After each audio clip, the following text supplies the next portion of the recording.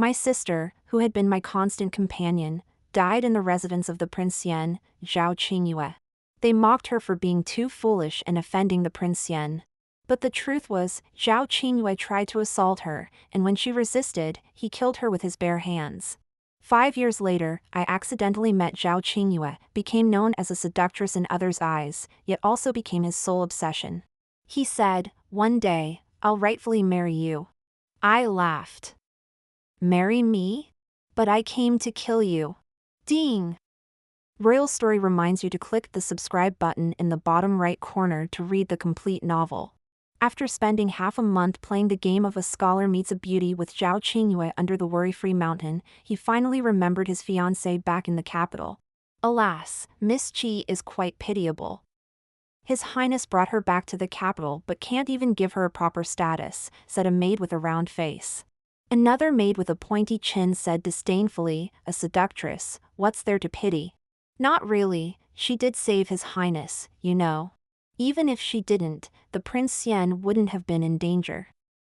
She just saw his noble attire and wanted to cling to him. In my opinion, Miss Wang is the pitiable one. She hasn't even married in, and His Highness is already ensnared by a seductress. Who knows what means she used to enchant him so much? The maid with the pointy chin continued her incessant chatter. I pulled Zhao Qingyue to hide under the apricot blossom tree, pressing my finger against his lips. After the two maids walked away, I released his collar. His chest heaved, and a tinge of red colored the corners of his eyes. He was evidently angry. I looked up at him with pure curiosity, asking, "What's a seductress? Why don't they like me? Isn't my affection enough for you?" His dark eyes bore into mine. I tilted my head slightly, the tassels of my hairpin brushing against my cheek. He caressed my cheek with the back of his hand, then lifted my chin gently. "Your eyes seem to have stars in them." I blinked, slightly dejected, then, "What about Miss Wang? Does she have stars in her eyes too?" Zhao Qingyue's hand stiffened, but before he could divert the topic, I took out a flute and placed it near my lips, turning away to sit down. The melodious sound of the flute drifted into the night sky. Fallen apricot blossoms landed in my hair. Zhao Qingyue reached out to help me remove them. I stopped playing and leapt into his arms. "You said you only wanted to live a simple life with me. So promise me, promise you won't leave me." When he pulled me from his embrace, he saw my tear-streaked face. He carefully kissed away the tears on my chin and held me close again. "Xingchen, believe me, one day, I'll give you a proper status. Give me some time." I submerged myself in the bath, water covering my entire body. Everything felt muted, as if I had been disconnected from the world. Today, Zhao Qingyue kissed me for the first time. I pretended to be a naive girl, playing a game of cat and mouse with him. Outside, people were preparing for our return to the capital tomorrow. I sat in front of the dressing mirror. My reflection showed a reddened chin, which I touched gently. It hurt a bit. I had scrubbed too hard earlier, trying to rid myself of the disgusting sensation that clung to my skin like a leech.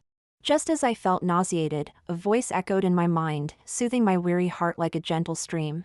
"Xingchen, everything other girls have, my sister deserves too. Once I receive my monthly stipend, I'll buy you the prettiest clothes and the most beautiful jewelry." The name Zhao Qingyue felt like it was wrapped in ice and dipped in poison as it rolled through my mind. "It took me 5 years to get close to you. All that I've learned was for you. So, of course, I'll give you time. How else could I ensure you play these repulsive scenes with me? I will watch your downfall and your demise. Gain everything, lose everything.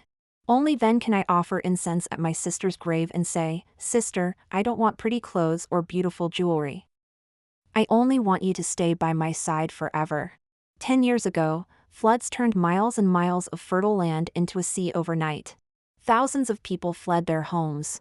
Without food, the elderly, weak, and sick were the first to perish on the roads. Human traffickers roamed everywhere, buying girls with just 2 pieces of bread. Some would sell them for 3 pieces, but the fate of these girls was often to become prostitutes and die early in some dark alley. My parents sold me for 3 pieces of bread to a man with a mole on his chin. When he handed me over to an old madam with a wrinkled face, I looked up at her and asked, "Can I eat the bread?" She smiled sweetly. Of course, you can. Later, an old man with cloudy eyes entered the room. The madam left, closing the door behind her. The room was left with just the two of us. The old man grinned, his mouth full of yellow teeth, and he stepped closer to me, muttering, "Don't be afraid, little one, I have something good for you to eat." I stood there, paralyzed by an inexplicable fear. I couldn't breathe or move. Just as his hand was about to touch me, a scream came from outside, "Fire! Fire!" Then, a pair of warm hands grabbed me and we ran forward wildly. "Why are you running, you little wench? Run any further, and I'll beat you to death," came the curses from behind. The curses grew fainter as we ran through an alley paved with green bricks and across a busy street. I glanced back. The deep alley now resembled a wide-mouthed monster spewing black smoke. Out of breath, we stopped to find that the one who had pulled me to run was a boy of about 11 or 12. "Brother?" The boy with a dirty face glanced at me in disdain, frowned, and smacked my head. "Are you stupid? I'm a girl." Her bright eyes sparkled like stars, and I couldn't help but smile as I sweetly called out, "Sister." Later, I learned that the madam who called little wench actually meant her. Since my sister's surname was Qi, I took on her surname as well. Sister and I moved from place to place like two resilient weeds. Until we met a widowed teacher who let us stay in exchange for cleaning, cooking, and washing clothes. He provided us with food. He even gave us names. My sister was named Qi Qingyue, and I was Qi Xinchen. I proudly handed my sister a sachet embroidered with the characters for Qingyue, and my sister smiled happily. Those were the first characters I learned to write. Sister made me study reading and writing with the teacher, though I just wanted to follow her around. "If you don't study, you won't eat," she always threatened. "But the school is full of boys. There aren't any girls going to learn," I argued. "Don't be an idiot. Even the proper young ladies in the city study. If you don't believe me, ask the teacher.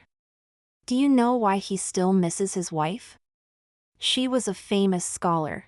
I didn't understand her logic at the time, and maybe she didn't either. But it seemed that if boys paid to study, then studying must be a good thing. She always wanted the best for me. And to make her happy, I'd do whatever she asked. Eventually, I became an excellent student, and the teacher praised me as his most talented pupil. Sister was even happier than if she had been praised herself. Seeing her smile gave me more motivation.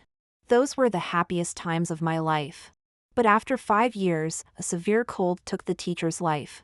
My sister and I lost our haven once more. This time, our wandering didn't last as long. Sister found a good job. I told you, literacy always pays off. This time, I've been chosen by the manager of the prince's mansion. They specifically selected literate people. The monthly wage is double that of other places. She shared the news excitedly. She rented a hut for me at Worry-Free Mountain on the outskirts of the city. Before leaving, she reminded me, "Wait patiently. When I get a break, I'll take you to visit Hongguang Temple." But I waited, and my sister never came. Instead, I received the news of her death. Zhao Qingyue brought me to a flower viewing banquet. It was hosted by the eldest daughter of the East Prosper Marquis, Wang Jinan. As a noble lady, she only slightly furrowed her brow upon seeing me. I'm sure she already knew of my existence. Even if she hadn't inquired herself, someone would have informed her.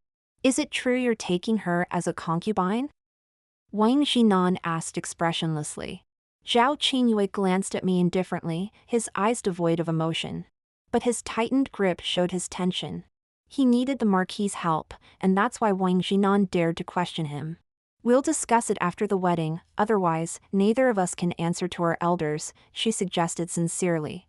I knelt gracefully, my gaze sincere. "Thank you, Sister Wang. No matter what, I just want to stay by His Highness's side. The title doesn't matter to me."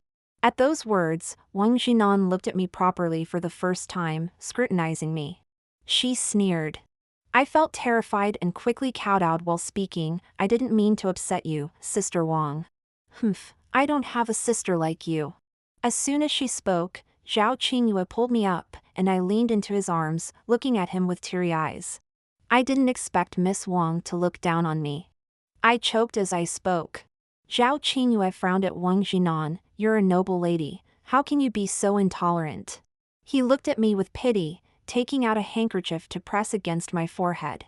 I knew it must have bled, and the red droplets against my fair skin made for a striking image. Wang Jinan was infuriated. Your Highness, this is my flower viewing banquet. Must you really ignore my dignity? Her words ignited the anger in Zhao Qingyue's heart. He sneered, everyone demands my respect. I must consider your father's, the court's, and my father's dignity. His voice lowered, tinged with disdain, but who are you to demand my respect? With that, he grabbed my arm tightly and almost dragged me out. Your Highness, don't forget our engagement. Wang Jinan probably never expected Zhao Qingyue to be so furious. After all, she wasn't the one causing trouble, her suggestion was even practical. But to Zhao Qingyue, her suggestion felt like a command. This man, raised under his father's oppressive rule, despised being instructed. I had studied Zhao Qingyue closely for nearly 5 years, knowing everything around him. Wang Jinan, forced into this political marriage, didn't love Zhao Qingyue. With no love, she didn't care to understand him. She didn't know Zhao Qingyue's weaknesses. And I used that knowledge to my advantage. I'm sorry, Wang Jinan. I won't regret anything if it means getting my revenge. Zhao Qingyue went to Hanwang Temple to pray to Buddha, mainly to relieve the anxiety stemming from everything being out of control. That's where he accidentally met me. I listened to him, felt his emotions, comforted him, and created an environment where he could release his pent-up feelings. In a short time, I made him emotionally dependent on me. His eyes became slightly red, and the anxiety was visibly present. Wang Jinan's gaze carried a kind of irritation, as if thinking, here we go again. She had likely witnessed Zhao Qingyue losing it more than once. I gently patted his arm, and his tense body slowly relaxed. A look of surprise flashed in Wang Jinan's eyes. I turned, and solemnly kneeled before Wang Jinan again. Miss Wang, if my presence disturbs you. I paused, as if the following words were incredibly hard to say. I can just be His Highness's maid, washing your clothes or sweeping the courtyard. With tears in my eyes, I glanced at Zhao Qingyue, knowing how to look my best in such a moment. As long as I can be close to His Highness, even if it's just stealing a glance occasionally, I'll be satisfied. Hearing my words, Zhao Qingyue felt heartbroken and pulled me up. Let's cancel the engagement. My wife should be someone more tolerant, he said expressionlessly, meaning he would find a more suitable candidate. I was never in the choices from start to finish. Wang Jinan listened to this, glanced at me with amusement. I understood her meaning. Even if it's not me, you still won't get what you want. However, what I always wanted was just his life. Zhao Qingyue regretted it upon returning to the palace. Growing up in the palace, one could betray others but never betray one's own interests. However, how could I let him have his way? Zhao Qingyue initially intended to bow his head to the East Prosper Marquis and then forget about the matter, hoping for a happy ending.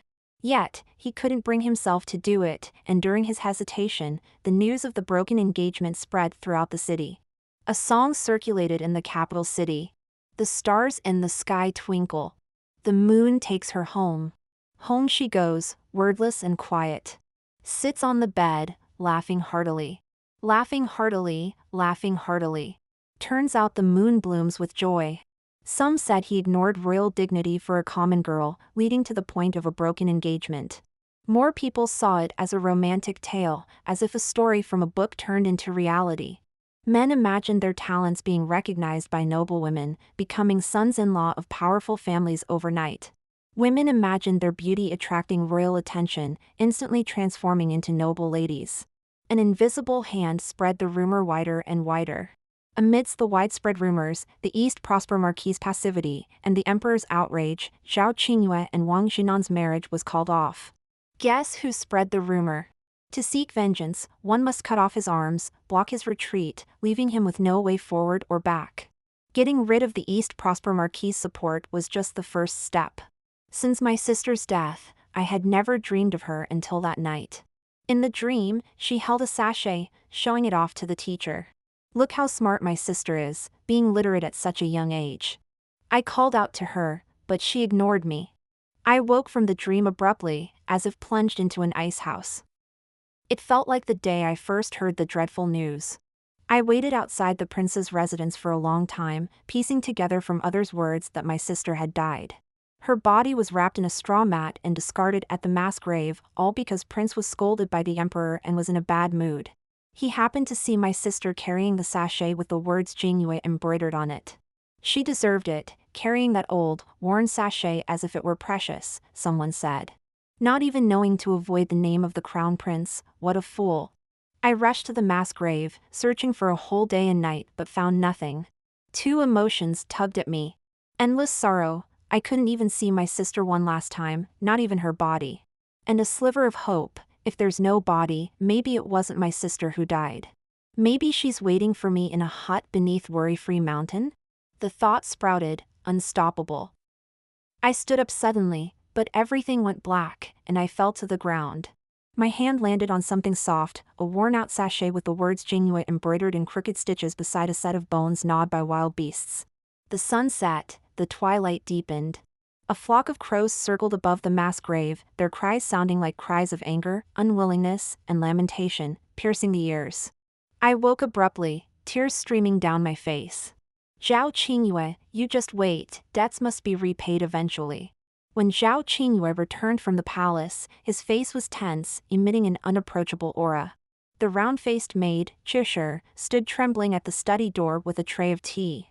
Inside the study, the sound of a scream came, belonging to the sharp-faced maid, Chenhua. I took the tea tray from Qishe, who looked at me gratefully but hesitated to speak.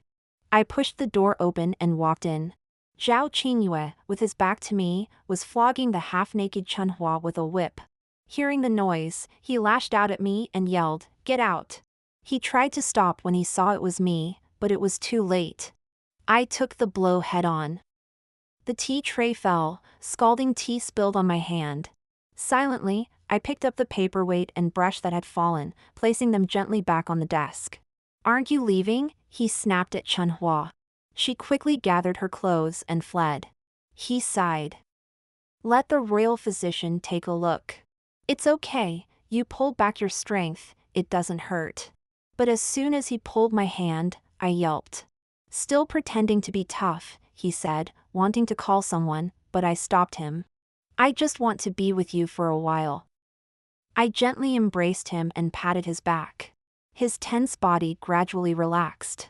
I raised my hand to his brow, lightly massaging until the furrowed brows smoothed out. "Now, this is the handsome, elegant prince," I said with a smile as I looked at him. He smiled back at me. He must have been scolded by the emperor again during his visit to the palace. Someone who grew up under oppression craves the purest form of unconditional love, simply for being themselves. Naturally, I want to create a haven of warmth for him. A place where he seemingly has no worries, no burdens, and can do as he pleases. With extraordinary beauty and absolute patience, I weave a web and slowly draw closer to him. He starts frequently confiding his troubles in me, venting his complaints. He speaks of the debates in the court and the subtle tensions between his brothers. When he talks, I just listen quietly. When he's sad, I pat his back to comfort him. When he's happy, I show even more joy than he does. The more he tells me, the more he can't do without me. And I can find the snippets of information I need from his endless emotions to piece together the highest secrets of the court. "Miss Qi, the fabric shop owner has sent a new batch of materials for you to choose from," the steward of Prince Xian's residence said respectfully. "You can decide." I nodded to him and returned to my own courtyard. At the door, Qishe was chatting with Chenhua. "Steward Qin is becoming more and more respectful to Miss Qi," Qishe said with a smile, as if sharing in the honor. After a while, Chenhua replied disdainfully. "She's been back for so long, but His Highness hasn't given her a title. You have no idea what people are saying outside." "Don't say that." "Ever since Miss Qi arrived at the prince's residence, His Highness has been losing his temper less often," Qishe continued in a lowered voice. "There used to be frequent removals from the residence. I thought I wouldn't survive another 3 months myself." "They deserved it. Those who were beaten to death were just stupid." "They had it coming," Chenhua's voice held a tone of cold melancholy. Shoo. Don't say that. We're all fated to suffer. Do you know why His Highness called off the engagement with Miss Wang? He had already set his sights elsewhere. What do you mean? Just wait. The prince will soon have a new consort candidate, a lady from the duke's family, more noble than Miss Wang. It definitely won't be that vixen. Of course, I knew this. Even without the daughter of the East Prosper Marquis, there would be others. But I never planned on endlessly playing the game of blocking peach blossoms for Zhao Qingyue. The selection of Zhao Qingyue's consort was not finalized, especially with the untimely arrival of the first snow. This early snow came at a most inconvenient time, especially when the horns had already sounded, but the provisions were nowhere to be seen. Its early arrival caught the entire court off guard. Not only did the snow arrive, but so did 100,000 enemy troops at the border. After Zhao Qingyue left court, he retreated to his study to discuss with the ministers. When he emerged, his expression had softened considerably. "What's happening?" He grabbed my hand, which bore a fresh scratch. "It's just that old cat I raised. Now that it's grown, it's become rebellious, thinking it can fend for itself." I rarely complained. He burst out laughing. "I've never seen you angry before. It must really deserve a scolding." "I raised it, and who would have thought a little kindness from others would make it forget its master," I said angrily. "It got lost the other day. I saw it by the back alley of the prince's residence, and no matter how long I called, it ignored me." "Guess why?" Zhao Qingyue asked with a smile. "Why? Just because some kid fed it. It thinks the child is its master now. Even my Xingqian gets jealous," Zhao Qingyue said, holding me in his arms and caressing my cheek. "I've been so good to it. As soon as it learns a bit of skill, someone else gives it a small benefit, and it forgets about its master." How outrageous! After hearing this, he was silent for a while, then suddenly asked, "Will you leave me, too?" I looked up in feigned surprise, my eyes welling up with tears almost instantly. "Why would you ask that? You're all I have. Are you trying to chase me away?" He smiled with satisfaction, but his body tensed again. He believed that since I was an orphan, my whole life depended on him. He thought my affection was pure and without any ulterior motive. But if the person he trusted, who could have developed their own wings, had the chance to compete, would they still be a reliable partner? Zhao Qingyue grew up under his father's oppression, making him weak yet volatile, arrogant yet suspicious. To deal with such a person, you can't be direct, only hints will do. Once the seed of doubt is planted, it will naturally take root and grow, especially in the cold soil of an imperial family. "Your Highness, didn't we agree to support Prince Xian? Why have you suddenly changed your mind?" A tall, thin official, clearly puzzled, rushed to Prince Xian's residence right after court, even without changing his court robes. Prince Xian, the emperor's fifth son, had a good relationship with Zhao Qingyue. Honest and skilled in military strategy, he had high esteem in the army. With the enemy's incursion, the emperor resolved to drive them back into the depths of the desert, ensuring a decade of peace at the border. To this end, the court established a position of Grand Marshal to lead the troops and asked for recommendations. Prince Xian volunteered, but as long as the two major factions in the court, Prince Xian and Prince Wei, did not consent, he could not go. Zhao Qingyue had initially agreed with his ministers to recommend Prince Xian but changed his mind at the last moment. He feared Prince Xian was like that cat, and if given the chance to grow wings, he might turn into a tiger that devours. Zhao Qingyue remained silent for a long time. Another minister who had changed into casual clothes exchanged glances with the tall, skinny minister. After a moment, Zhao Qingyue replied expressionlessly, "You two go and attend to your duties. Let me think about this matter." Just then, another official rushed into the study, panting heavily. "It's not good. Prince Wei has recommended Prince Xian to the emperor." "What?" Zhao Qingyue was shocked, and the two ministers who arrived earlier were also surprised. "Why would my third brother recommend my fifth brother?" Zhao Qingyue murmured. "He knows very well that my fifth brother is one of my people." He paced around the study twice before suddenly saying to the official who brought the news, "Let's go to the Prince Xian residence." The official calmed down and replied cautiously, "Prince Xian has gone to Prince Wei's residence to thank him." Zhao Qingyue's face turned deathly pale, and his voice was as cold as ice. This is why I didn't recommend him. In fact, it was quite normal for Prince Duan to thank Prince Wei. He wanted to defend the borders and showcase his skills. Now that Prince Wei had helped him realize this wish, he naturally wanted to express his gratitude. Unfortunately, Zhao Qingyue had already branded Prince Duan as a traitor in his mind, so every step Prince Duan took henceforth would be seen as evidence of betrayal by Zhao Qingyue. There was no need for anyone else to intervene. Zhao Qingyue would prove his own suspicions until he completely broke with Prince Duan. Zhao Qingyue took me to Worry-Free Mountain. He wouldn't know that Prince Duan originally intended to bid him farewell before the army set out. Nor would Prince Duan know that Zhao Qingyue had been waiting for him for 3 full days. The relationship between the two was strained due to the lack of recommendations, untimely communication, and issues with the preparation of supplies. Thus, the gap turned into a chasm and would become an iceberg in the future. As long as time and distance remained as barriers, all misunderstandings and suspicions would be infinitely magnified. Next, they would be separated for at least half a year, with thousands of miles between them. Today the army sets out, aren't you going to see them off? I asked during our vegetarian meal break. There will naturally be people eager to see them off, Zhao Qingyue replied calmly. Besides, our trip to Hanwang Temple today has been approved by the emperor to have Master Zhihai pray for the army's blessings. After a while, he suddenly raised his head. What did you pray for in the hall today? I prayed for Buddha to bless my loved ones with safety and joy in life and in the next. I glanced at him quickly and then lowered my head, pretending to be shy. Didn't you pray for a good marriage? He teased. I stopped smiling, raised my head, and said solemnly, I didn't pray for marriage, I just want to be with you. He stared at me intently, and I let him look. You. In the end, he said nothing but held my hand. This third brother dared to propose to the East Prosper Marquis manner.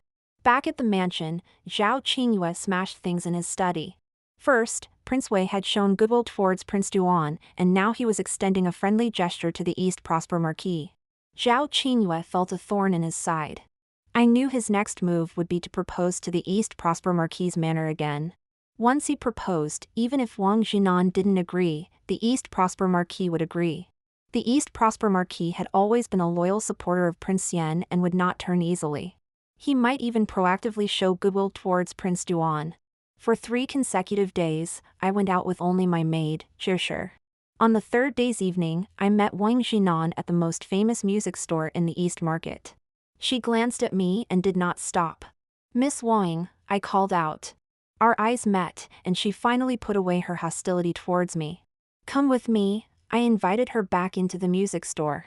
I began to play a song, Out of the Frontier, majestic and grand as if thousands of horses galloped, with solitary smoke rising in the great desert. She stood by the window, arms crossed, one side of her face lit by the sparse sunlight while the other side remained in shadow. The song ended, and she lowered her eyelids, indifferent. Help me pick a zither? I asked. She nodded her chin towards the one I had just played. I picked up the zither and signaled Zhisher to pay. Follow me, I'll take you to a good place, I said with a smile. She raised an eyebrow and got into the carriage with me. Where were you yesterday? Zhao Qingyue immediately questioned when he saw me. I didn't speak, looking at the little maid, Chenhua, who was hiding behind him. Chenhua shrank a little but puffed her chest bravely. I saw you, you went to show off to Miss Wang. You're afraid His Highness will marry Miss Wang and you won't become the princess. Who do you think you are, daring to ruin His Highness's prospects? At this, I laughed. So, His Highness, a man so distinguished, has no future if he doesn't marry Miss Wang? Chenhua instantly realized she had said something wrong and looked fearfully at Zhao Qingyue. Zhao Qingyue pinched my chin, expressionless, and coldly reminded, You still haven't answered my question. As soon as he finished speaking, Prince Wei swaggered into the study. Big brother, you're so heartless. How can you think of Miss Wang when you have a beauty by your side? Zhao Qingyue frowned, his gaze full of disgust, but when he looked at Prince Wei, he wore the gentle look of an elder brother. What do you mean, third brother? I don't understand. Stop pretending. The East Prosper Marquis manner just rejected my proposal. Miss Wang has gone to war, clad in armor. Wang Jinan was the eldest daughter of the East Prosper Marquis, with 3 younger brothers below her. Unfortunately, the 3 brothers grew up to be wastrels, and only she inherited her father's mantle, becoming one of the most formidable female generals of the current dynasty who had been to war. But she had been stationed at the frontier for years and had not married. The East Prosper Marquis used filial piety to coerce her into returning to the capital. But for Wang Jinan, if she couldn't marry the best man in her heart, it didn't matter whom she married. That day, I took her to the riverside in the outskirts. The winter sun's warmth fell on us, and a gentle breeze brushed past our faces. We played the zither and drank wine together. But we remained silent throughout. In the end, her eyes reddened. "Who are you?" she asked me. "Too bad it's winter," I evaded her question. She lay on the grass, her head resting on her arm, her bright eyes gazing at the clear blue sky. After a while, the corner of her mouth turned up in a smile, murmuring, "2 people drinking together amidst blooming flowers, cup after cup." I missed the scenery beyond the borders, her tone turned somewhat melancholic. Suddenly, she turned her head and gave me a once-over. "You're something else. Aren't you afraid I'll report you to Prince Xian?" "The valiant General Wang wouldn't stoop to such things," I replied confidently. The greatest regret of Wang Jinan's life was probably losing her lover forever. That man was minced into pieces on the battlefield to save her. "I need to return to the border." She sat up, letting the breeze tousle her hair. "You don't need to fear me competing for Prince Xian. But, to be honest, being with him, it's a bit of a waste." My objective was achieved. After hearing Prince Wei's complaint, Zhao Qingyue clearly believed it was I who had interfered to prevent the engagement between Wang Jinan and Prince Wei. "I should have told you earlier, I'm sorry," I explained to him, my face pale. Why are you helping me like this?" he asked in a low voice. I wasn't helping him, but I hoped he'd misunderstand. I glanced at Chunhua, who began trembling and stammering, "Your Highness, don't be deceived by her." Zhao Qingyue merely glanced back, and someone immediately stepped forward to gag Chunhua and dragged her out. Soon, dull thumps could be heard. I looked at Zhao Qingyue without answering, but reached out to smooth the frown on his forehead. "You've been upset these past few days because of Prince Duan's affairs, and then Prince Wei stabbed you in the back. I just wanted Miss Wang to consider resuming her engagement with you." As I spoke, tears streamed from my eyes, and my voice choked, "But I'm so useless. Miss Wang must hate me so much that she actually..." He grabbed my hand tightly and held me in his arms. "I misunderstood you. I know you just want to make me happy, just like you prayed for me at the Buddha's altar that day." I buried myself in his embrace. Though his scent made me nauseous, I savored the taste of victory in that revulsion. Everyone has a common flaw. When no one wants something, you don't cherish it, but once someone else desires it, you'll immediately see it as a treasure. Just like he didn't necessarily have to marry Wang Jinan before, but once Prince Wei showed interest, he started to pay attention to her again. I couldn't give him that chance. Only with Wang Jinan leaving the capital, there would be no possibility for them. Besides, a woman like Wang Jinan shouldn't be confined to the deep chambers of the palace, she should soar like an eagle in the sky. All I did that day was to recreate what she and her lover once did together. Revisiting old days most effectively stirs up suppressed yet surging longing in people's hearts. "Miss, please save Chunhua." Qiushi knelt before me, her face covered in tears. I stared at her expressionlessly. "Chunhua has a sharp tongue, but she means well.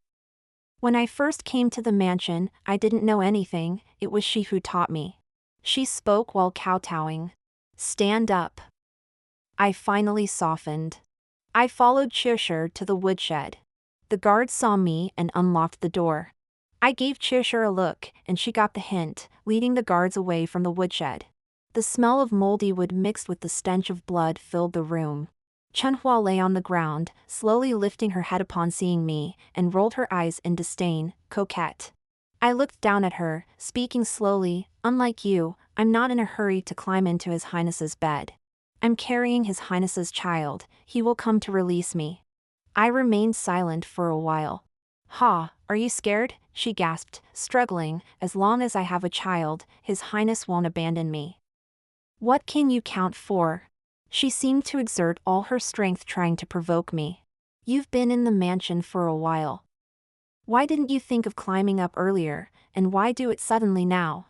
Our gazes locked, each trying to read something from the other's eyes. I want to see His Highness. She avoided my question. Do you really think you can tie a man down with just your body? I asked curiously.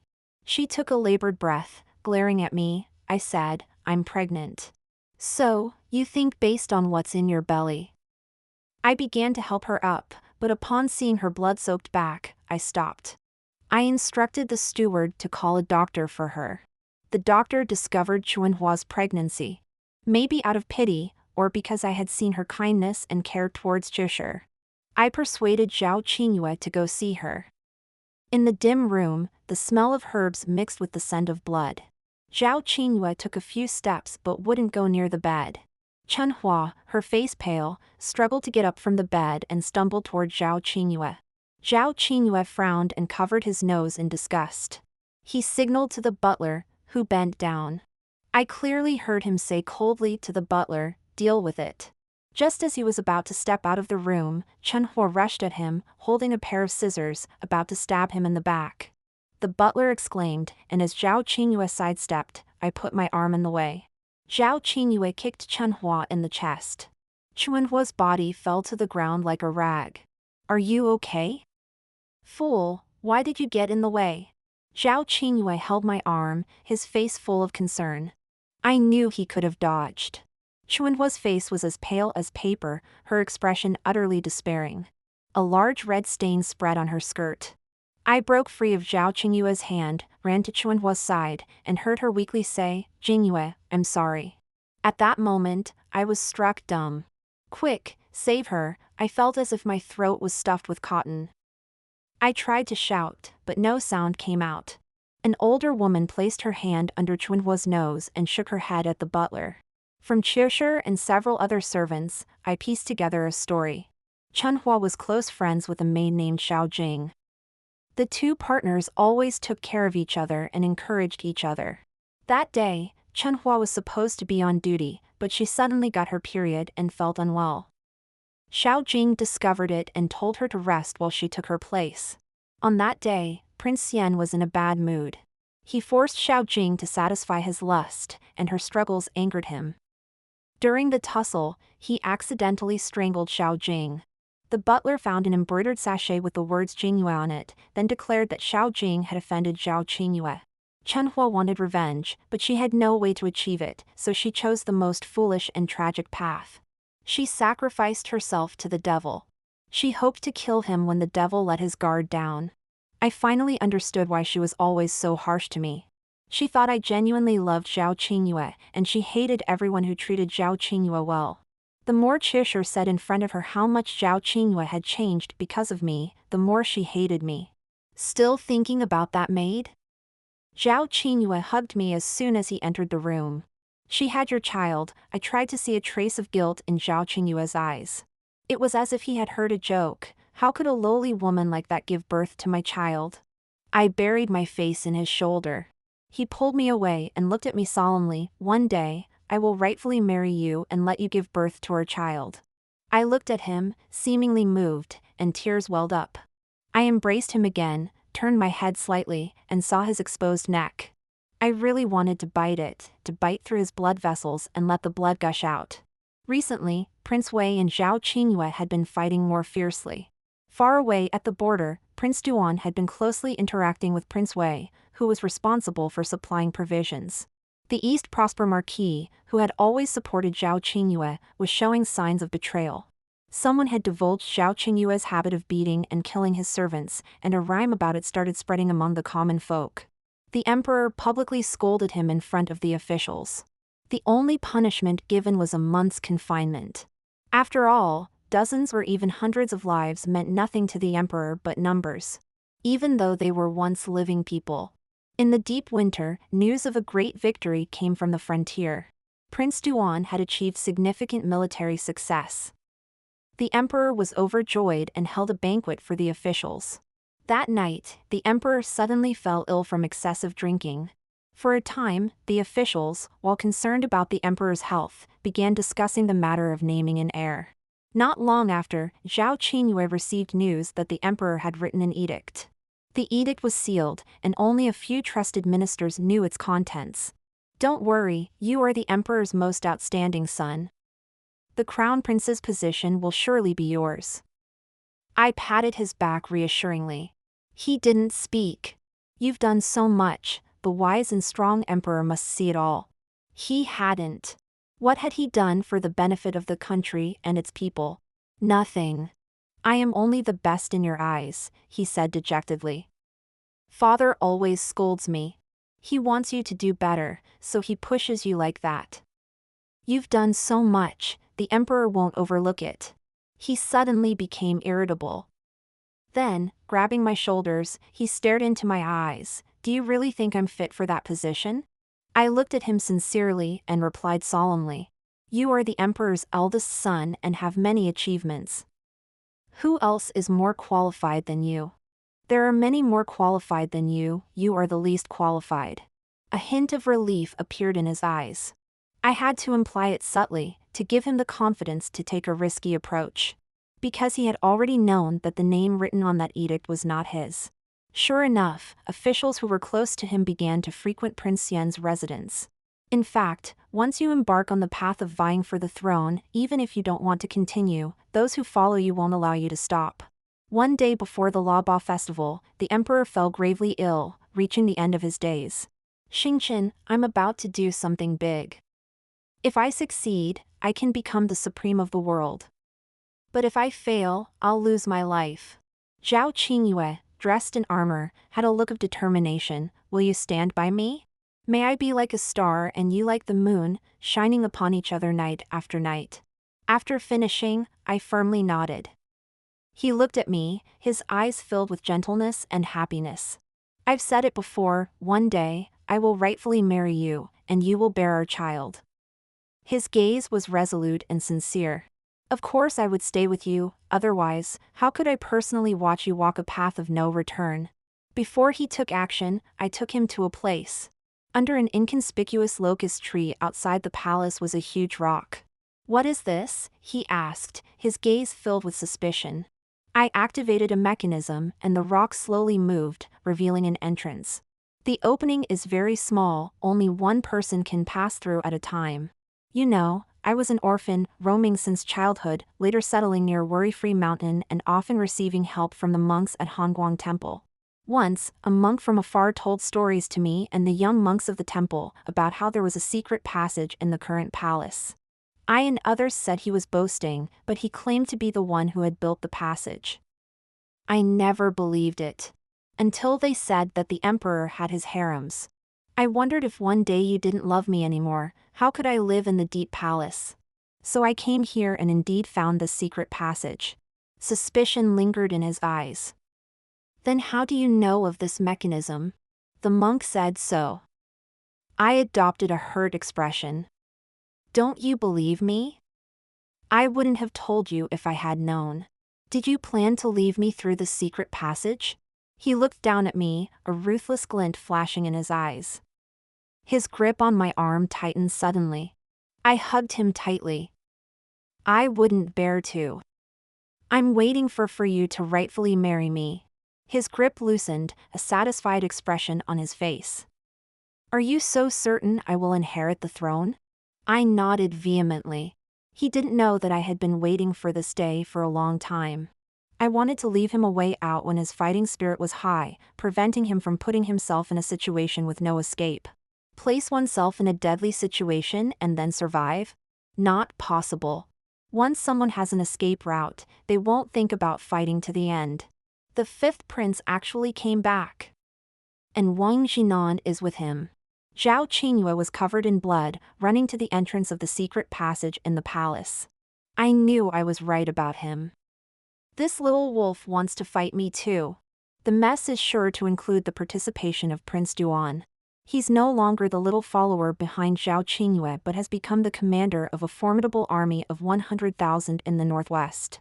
Once power is tasted, ambition will never fade. I emerged from the entrance, stepping forward to support him.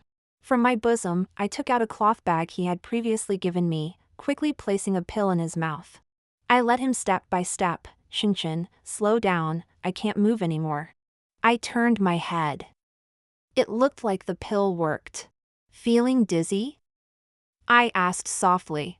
He nodded heavily. Am I hurt too badly? Why do I feel worse and worse? Of course, because you ingested poison, I said to him, smiling genuinely for the first time. He looked up confusedly. Xingqian, what are you talking about? Zhao Qingyue, I called him by his full name for the first time. Your time has come. Do you know why Prince Xian could come back in time? His eyes widened, first in shock, then anger. You're with the fifth prince? You have been deceiving me all along? Idiot, didn't you investigate me already? How could I have known Prince Xian? I chuckled. Remember the game we played? Two circles that don't intersect but are supposed to be connected in one stroke, how to draw it. Terror filled his eyes instantly. You said just to put a piece of paper underneath. The connecting line is actually on the extra paper. I patted his face, praising him. You're not completely foolish, so who is the extra paper? His eyes showed a moment of confusion, then a flash of clarity. He cried out, Wang Jinan? You and Wang Jinan are working together? His voice was too loud, aggravating his wound, twisting his face in pain. He guessed right, it was indeed me who revealed his movements to Wang Jinan. Wang Jinan had long become Prince Duan's deputy. How could she not convey this information to Prince Duan? That's a lie. You love me. He was in disbelief. Yes, I have been deceiving you, all along. How can I love you? Love a demon who treats human lives like grass? He froze there, then let out a sob that turned into a wail. Shaking his head, he immersed himself in despair. Suddenly, he spurted a mouthful of blood. I stepped back, avoiding it. A mournful expression appeared on his face. Why? You risked your life to save me, accepted and cared for me unconditionally. Why? Blood flowed from the corners of his mouth. Seeing his miserable state, the hatred that had built up in me seemed to be relieved, making my body feel lighter. I laughed. Those were all lies, because I wanted revenge. Remember Xiao Jing? Oh, right, you're a noble Prince Xian. How could you remember the name of a maid you tortured and killed? But this time, remember she's Zhao Qingyue, my sister. I completely sealed the secret passage and left through the palace walls. Inside the passage, Zhao Qingyue had no way forward, nor retreat. Coupled with the poison, he would soon bleed from all orifices and die. Inside the palace walls, the slaughter continued, the main battlefield between Prince Duan and Prince Wei. Who wins or loses, I don't care. I left the capital, returning to Worry-Free Mountain. Step by step, bowing as I ascended Hongguang Temple. When I got there, I learned that the abbot, Master Zhihai, had already passed away. Actually, the wandering monk I often talk about is Master Zhihai. During the 5 years after I lost my sister, I regularly went to Hongguang Temple to listen to Master Zhihai's teachings on Buddhism. After he noticed me, he discovered that I had a good understanding of philosophy and began teaching me about Buddhism and cultivation. Through our daily discussions, I came to understand the methods to see through others' hearts.